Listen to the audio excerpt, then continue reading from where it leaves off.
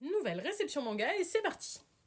On commence chez Mangetsu avec le troisième tome de The Blue Flowers in the Ceramic Forest. J'ai lu les deux premiers tomes qui m'ont vraiment beaucoup plu. Le premier tome est assez introductif et nous permet de découvrir les personnages, mais le second nous plonge vraiment déjà dans un univers autour de la céramique très intéressant et aussi dans un univers assez sombre et triste au vu du passé de nos personnages.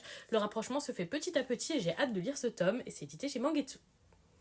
On passe chez Michel Lafon avec le cinquième tome sur 7 de Tengu Hunter Brother. J'adore ce titre. C'est vraiment dans les derniers shonen qui sont sortis parmi ceux que je trouve les plus intéressants.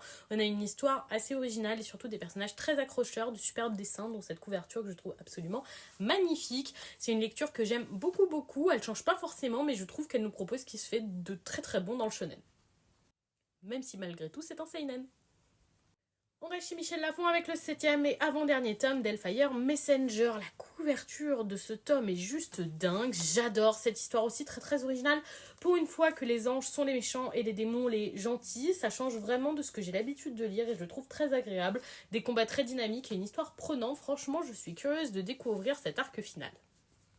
Et donc voilà pour cette mini-réception. Dites-moi si vous avez lu ces titres ou s'ils vous tentent.